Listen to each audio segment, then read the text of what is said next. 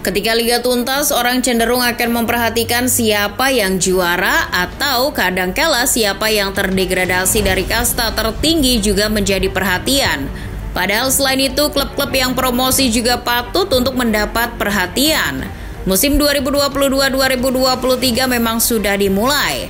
Banyak orang akan melihat tim-tim besar seperti Manchester United, Manchester City, Real Madrid, Liverpool, Barcelona, dan sebagainya. Padahal di samping itu pada musim 2022-2023, klub-klub penuh sejarah juga telah kembali ke kasta tertinggi. Mereka yang dulunya terseok-seok, klub yang sulit untuk naik ke kasta, mereka yang mengalami masa-masa sulit hingga degradasi dan kembali lagi. Akhirnya klub-klub tersebut bisa kembali ke kasta tertinggi, memanaskan kembali persaingan di liga tertinggi. Siapa saja mereka? Penggemar sepak bola tulen pasti tahu klub Nottingham Forest. Ya, Nottingham adalah salah satu klub bersejarah di dataran Britania Raya. Namun mereka sudah lama tenggelam. Nottingham Forest telah setidaknya 23 tahun berkutat di kasta bawah. Kini mereka mencoba bangkit, menjuarai playoff championship mengalahkan Huddersfield. Nottingham Forest kembali ke Liga Premier Inggris. The Tricky Threes tidak sendirian, melainkan bersama Fulham dan Bournemouth kembali ke Liga Utama Inggris. Sebagai klub sepak bola yang sudah sangat tua, Nottingham Forest memiliki sejarah yang panjang terutama di Liga Inggris. Nottingham adalah salah satu klub yang turut mempelopori lahirnya Premier League tahun 1992. Tidak hanya itu, bahkan gol pertama di Premier League yang tercatat dalam laporan Sky Sports adalah dari kaki pemain Nottingham Forest.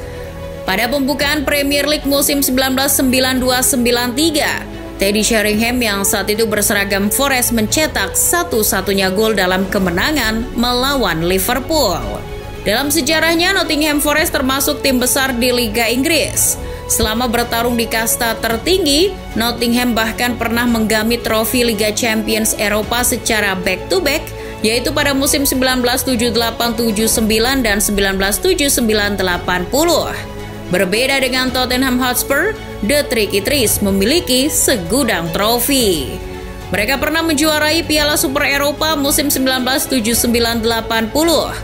Nottingham juga pernah mengangkat trofi Liga Inggris musim 1977-78. Selain itu, Piala FA dan Community Shield juga ada di lemari Nottingham Forest. Sayangnya pada musim 1998-99, Forest terdegradasi. Baru 23 tahun kemudian mereka kembali lagi ke Premier League. Sama seperti beberapa dekade sebelumnya, Werder Bremen memang klub yang canggih. Hanya butuh semusim saja bagi salah satu klub bersejarah di Jerman itu kembali ke kasta tertinggi Liga Jerman.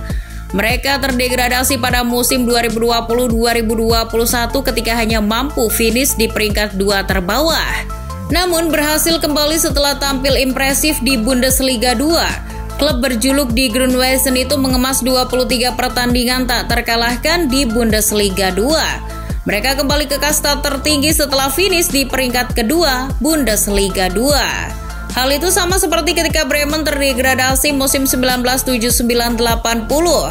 Namun mereka hanya semusim di Bundesliga 2, yaitu pada musim 1980-81. Selama ini Werder Bremen juga menjadi salah satu klub yang produktif dalam meraih titel Bundesliga dan DFB Pokal. Total Die Groene-Weißen telah meraih 4 trofi Bundesliga dan 6 gelar DFB Pokal. Gelar Bundesliga itu bahkan hanya bisa dilampaui 3 tim saja, Bayern Munchen, Borussia Dortmund, dan Borussia Mönchengladbach. Well, tidak hanya itu, dalam kancah Eropa Bremen mencatatkan sejarah sendiri. Setelah dilatih Reinhagel, Werder Bremen pernah juara Piala Winners Eropa pada musim 1991-92.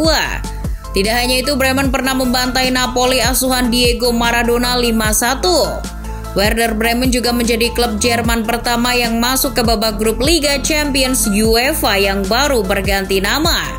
Ketika itu musim 1993-94.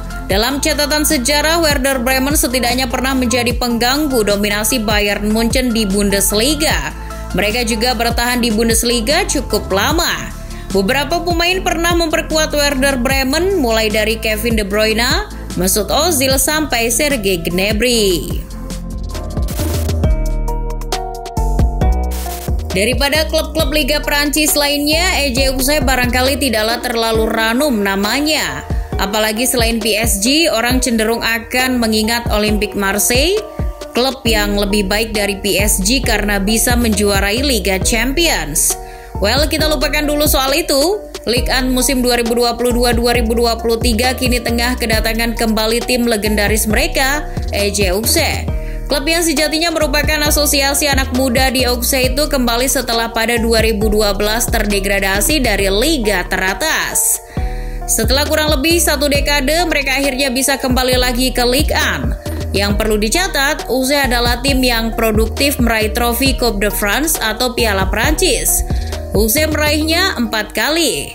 Yang menarik adalah pada Coupe de France musim 1978-79, Auxerre memang tidak meraihnya kala itu. Namun pada waktu itu mereka menjadi tim amatir pertama yang berhasil menembus partai final Coupe de France. Tepatnya Auxerre yang saat itu adalah klub amatir pertama sejak 1933 yang masuk final Piala Prancis. Mereka juga menjadi klub divisi 2 pertama sejak 1959 yang melangkah ke final Piala Prancis. Uniknya, perjalanan mereka ke final terbilang sulit, apalagi di babak semifinal. Auxerre harus menghadapi Strasbourg yang kelak berstatus sebagai juara Ligue 1. Namun Auxerre berhasil unggul dan melenggang ke final. Meski di final mereka dikalahkan Nantes dengan skor telak 4-1. Auxerre pernah dihuni pemain-pemain papan atas, Laurent Blanc, Sabri Lamouchi, Thierry Boez, Djibril Cissé, Philippe Mexes, sampai Bakary Sagna adalah contohnya. Sama seperti Werder Bremen, FC Schalke juga hanya butuh semusim untuk bisa kembali ke Bundesliga. Mereka terdegradasi pada musim 2020-2021. Mengenaskan, saat degradasi itu Schalke berada di posisi paling bawah. Lalu pada musim berikutnya mereka berada di puncak klasemen Bundesliga 2 dan berhak promosi. Nah, dulu proses degradasi Schalke dari Bundesliga ini sejatinya fase yang sangat sulit. Mereka mesti melalui kekacauan demi kekacauan. Pada tahun 2020 pendapatan Schalke menurun hingga 31%. Kondisi finansial mereka compang-camping karena utang 200 juta euro. Puncaknya pada musim 2020-2021, FC Schalke hanya menang 3 kali dan imbang 7 kali dalam 34 pertandingan.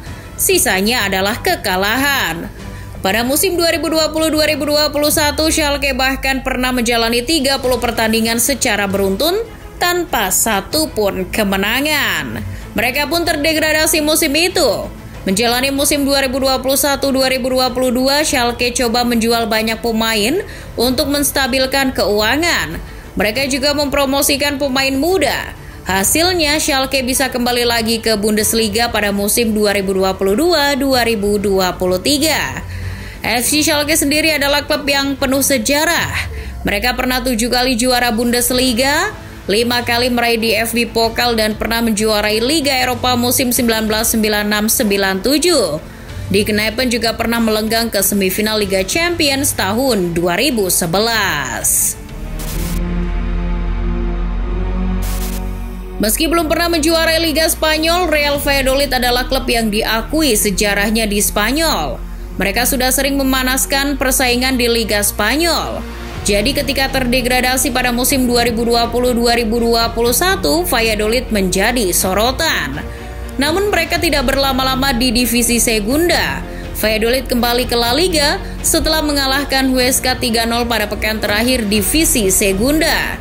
Mereka berhasil ke La Liga setelah finish di urutan kedua di bawah Almeria. Lolosnya Valladolid ke La Liga bahkan membuat presiden mereka, Ronaldo Nazario, berpesta. Sang legenda sepak bola Brazil itu bahkan menyamakan lolosnya Valladolid ke La Liga dengan menjuarai Piala Dunia 2002. Ia yang menjabat sejak 2018 pun turut berpesta. Bahkan Ronaldo memenuhi nazarnya untuk bersepeda sejauh 500 km.